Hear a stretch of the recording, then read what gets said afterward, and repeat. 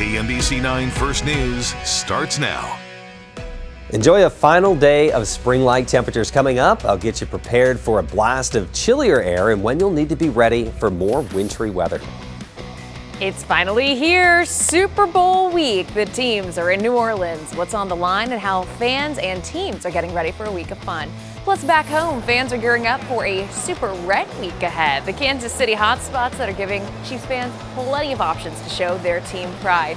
Well, good Monday morning, and thanks for joining us on First News. I'm Jamie Weiss. It is Super Bowl week here in Kansas City. Nick Bender here with your first alert forecast. Do you feel the energy and the excitement? I do, and I feel the warmth from the sign too. Doesn't that look awesome? Hey, it kind of looks like what today is going to feel like. Another spring day, the final spring day of the week. Unfortunately, yesterday was wonderful. Today will be the same, and then the wheels kind of come off for the rest of the week.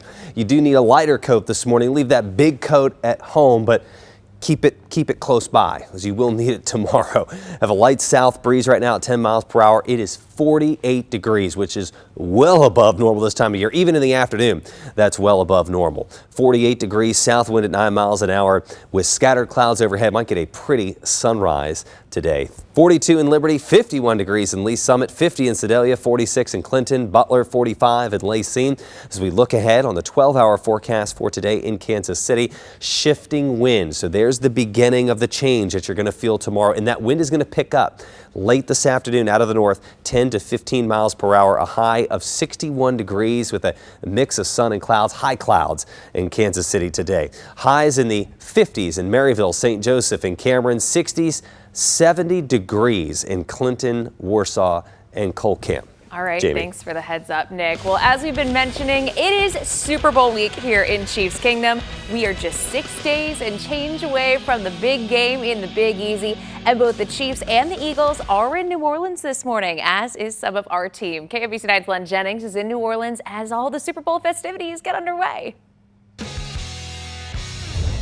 Well, good morning from New Orleans. Of course, we're just outside Caesars Superdome. This is the host of the Super Bowl 59, which is a week from yesterday. Wow, Kansas City Chiefs versus the Philadelphia Eagles, and things are getting real here. Both teams have arrived. The Philadelphia Eagles, they are first to touchdown here in the Big Easy yesterday afternoon. Nick Sirianni and Jalen Hurts, they're all here. Shortly after that, it was the Kansas City Chiefs. Patrick Mahomes, Andy Reid, and these guys are looking to make history, becoming the first team to win 3 straight Super Bowls.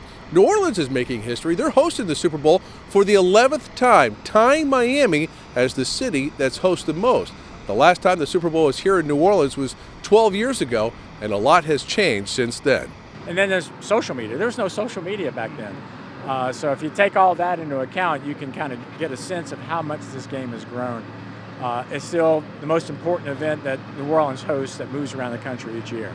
Mardi Gras is bigger than this, by the way, but it is every year and annually in New Orleans. It's true. I looked it up. Mardi Gras brings in more than 1 million people on that one day alone. Reporting from New Orleans, I'm Len Jennings for KMBC 9 News.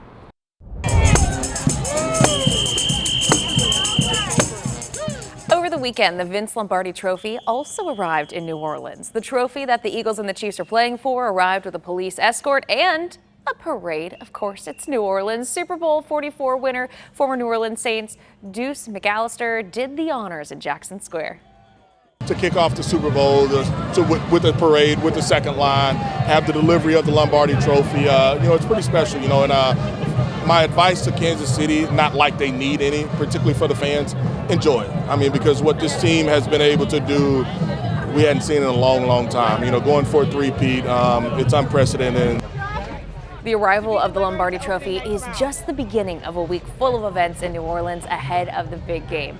Well, the Kansas City Chiefs are looking to make history in New Orleans. With the win, they would be the first NFL team to win 3 straight Lombardi Trophies. They've already put their name in the history books, though, as the first back-to-back champ to return to the Super Bowl for a chance at a three-peat. If the Chiefs can pull off that three-peat, they will join some elite company. That includes the 1990 to 1993 and 96 to 98 Chicago Bulls, the 1998 to 2000 New York Yankees, and the 2000 to the 2002 Los Angeles Lakers. The team has heard about it all year long, that possibility of a three-peat, And now they're less than a week away from making it a reality.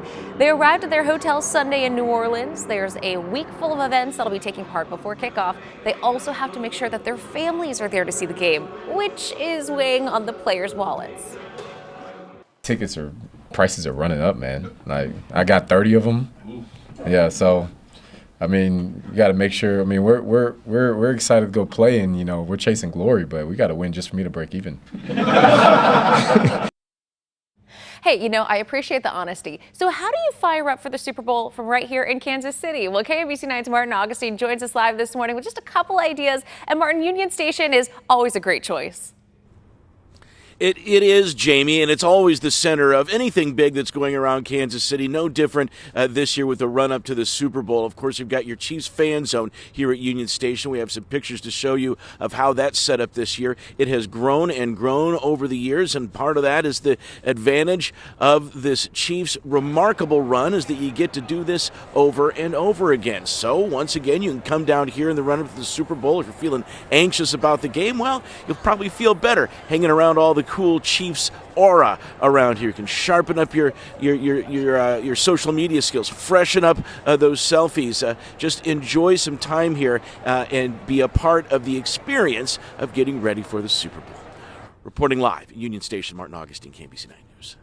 Thanks, Martin. Well, this morning, starting at 6 a.m., we're going to check in with our Cody Holyoke and our Donna Pittman, who are live on Bourbon Street this morning as Super Bowl week officially kicks off. They'll give us a look into what's going on in New Orleans and share how fans are gearing up for a busy week ahead. KMBC 9 is your source for all of the Chiefs coverage in New Orleans as we lead up to the Super Bowl. We've got a full crew down in the Big Easy to get you ready for the big game. We have special editions of our Chasing the Championship coverage every night at 6:30 and Friday night at 7 right here on KMBC 9.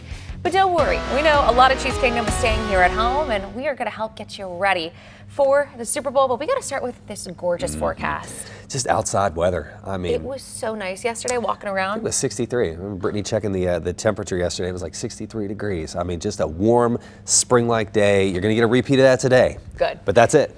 One day. You get one more day.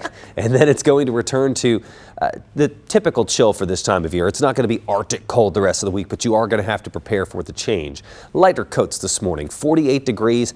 We have thin cirrus clouds streaming in overhead, so that could lead to a pretty sunrise and sunset on a day that's going to feel like spring. 58 degrees. I think we do climb into the 60s later this afternoon, and then blasted with cold air overnight. Get ready for that. 20 degrees colder tomorrow morning as temperatures fall into the upper 20s as this cold front comes through without any precipitation on Tuesday. 41 degrees for a high Tuesday afternoon. The normal high this time of year is 40 degrees, so it's going to be a normal chill, but a change you're going to have to prepare for.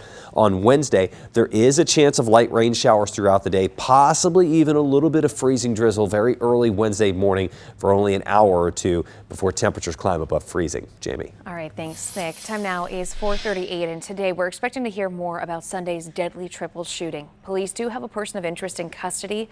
That shooting happened early Sunday morning near Northwest 65th Street near Green Hills Road.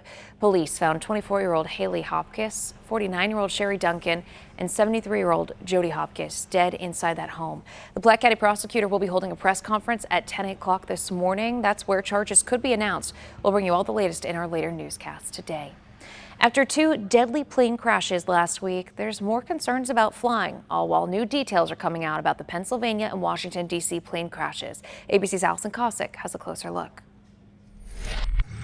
Please remain seated until further instructions by the captain. Terrifying moments on this United Airlines flight headed from Houston to New York City. Flames bursting out of the wing. I could feel the plane going super fast, like we were about to take off, and all of a sudden it felt like it slammed back to the ground. Everyone started screaming, and the plane felt like it was kind of fishtailing. Smoke filling the plane. There were people jumping over the seats trying to get off the plane. Passengers scrambling down an emergency slide onto the runway. The FAA says takeoff was safely aborted because of a reported engine issue. An investigation now underway. Meanwhile, new details about this medical jet crash in Philadelphia Friday. The cockpit voice recorder has been found 8 feet down inside this massive crater where the Learjet made impact. The surrounding scene littered with burned-out cars. An 11-year-old and her 31-year-old mother, along with these 4 crew members, were killed. One person on the ground was also killed, and 22 were injured, some critically. The jet was returning to Mexico after the child was treated at Shriners Hospital.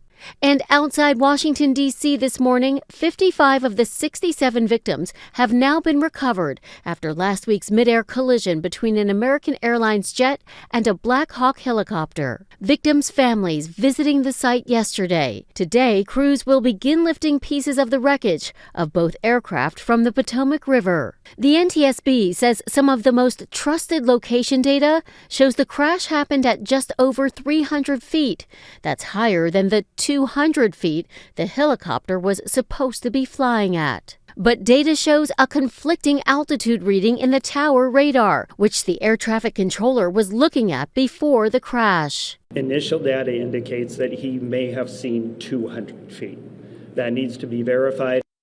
Over the weekend, there was also an outage affecting the FAA's pilot warning system, which allows pilots to download their flight details before they fly.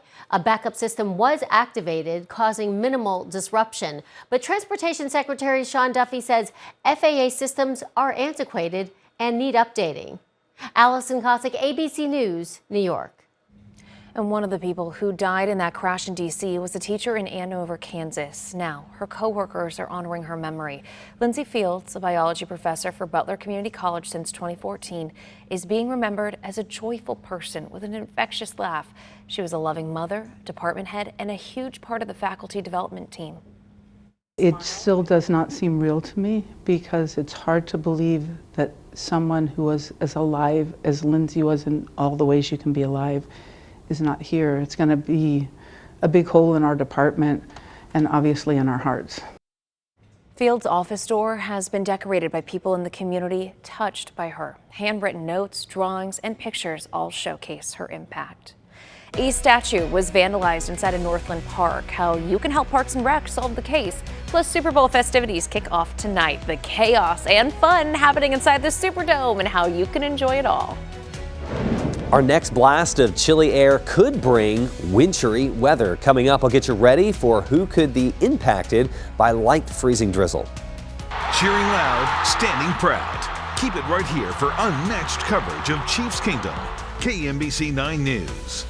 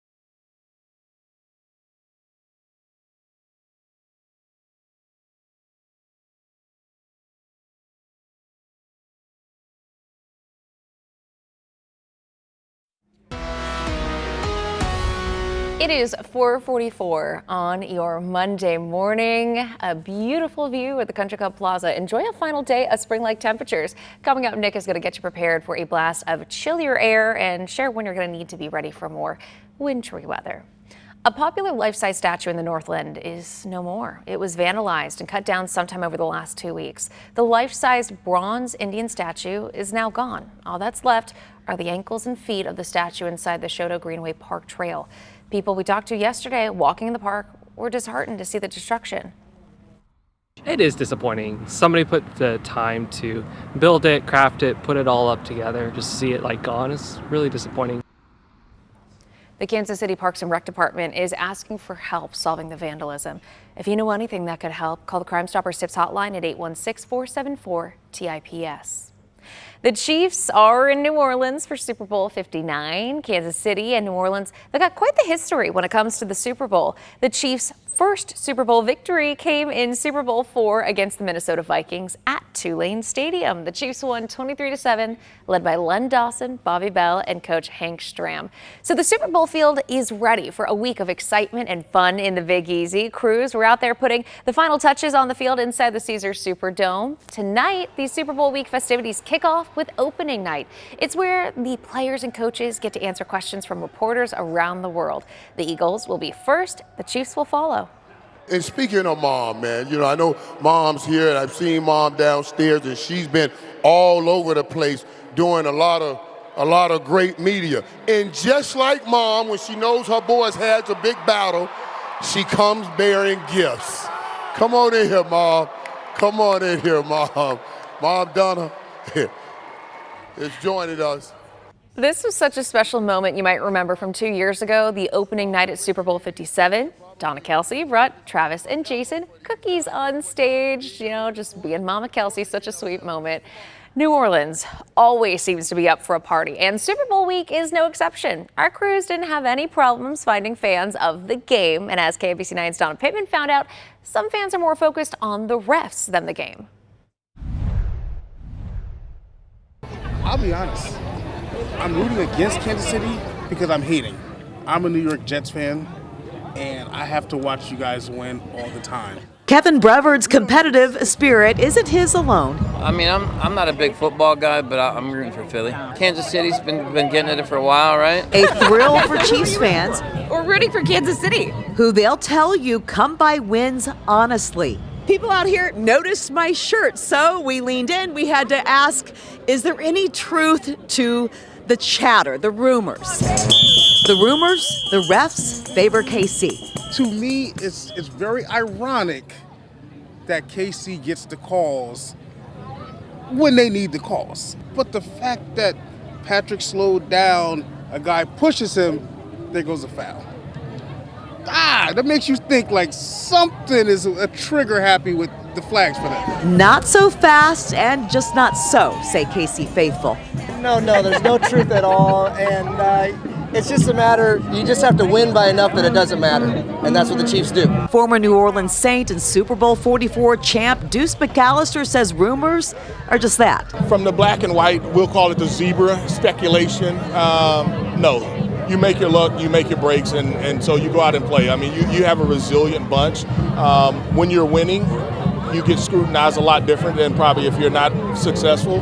So from a referee standpoint, I don't think the Chiefs get any more favorable calls than any other team. Hey, well, there you have it from someone who has quite the impressive ring himself. Talent is talent, and he can't cheat that. Well, on Sunday, before the Chiefs arrived in New Orleans, several players received some special send-offs.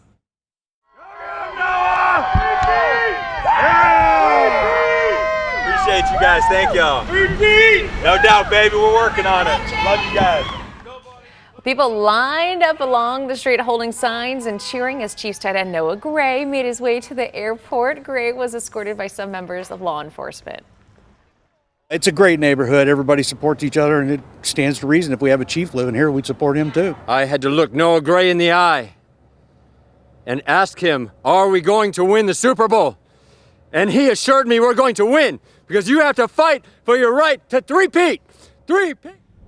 Hey, I love all the enthusiasm of Chiefs Kingdom, and as we count down to kickoff to Super Bowl Sunday, we want to share your photos. It is the Hy-Vee's best fans, like this picture from Donna Lane. This is the Westwood Animal Hospital puppy class. Each dog got their own personalized jersey-shaped cookie. Thank you for sharing this picture with us, Donna. We'd like to see your best fan photos. You can upload them at kmbc.com/bestfans. We will share a few of our favorites leading up to kickoff. That picture is so special to me because when we got Luna, we took her to puppy class with Donna, so that was special to see. Except we didn't get Chiefs cookies when we took puppy class, so now I'm like, you need to bring. We get a lot of opportunities for that now, and I don't ever want to take that for granted that we are back here.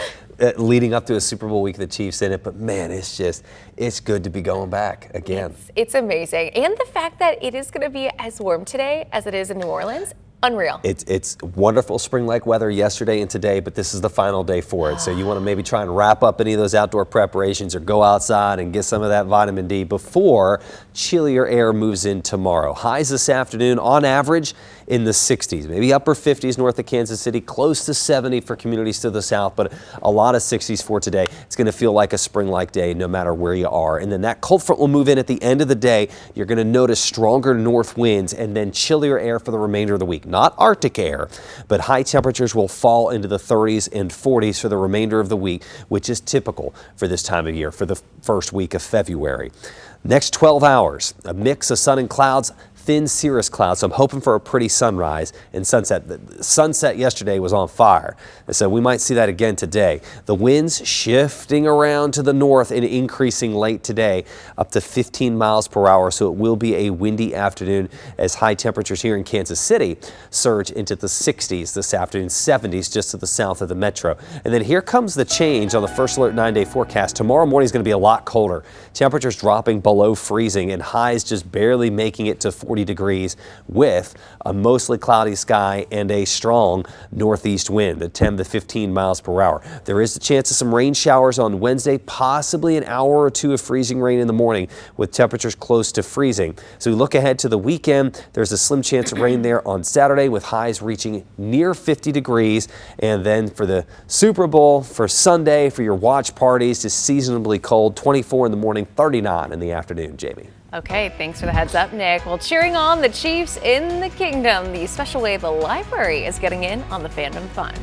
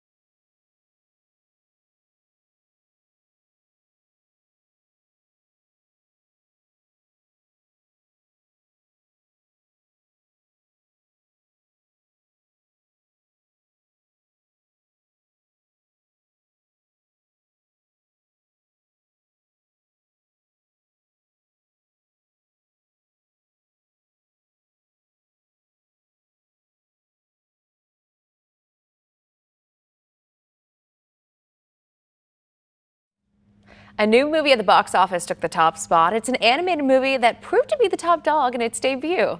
I'm sorry to say, Mr. Cobb, that your head is just no good anymore.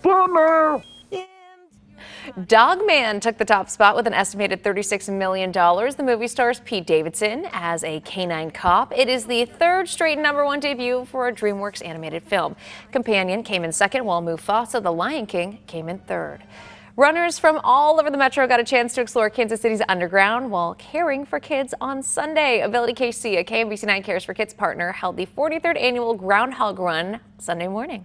Good morning, groundhogs! Anybody see their shadow on the way in? Hey, I know her. KMBC 9 First Alert meteorologist Katie Horner emceed this event. Runners got to choose between a 5K, a 10K, and a tunnel-to-tunnel run. One of the perks, the temperature inside the Hunt Midwest Subtropolis is around 65 degrees. It's nice to be able to run indoors when it's 65 degrees outside and not have to worry about the cold weather and everything like that.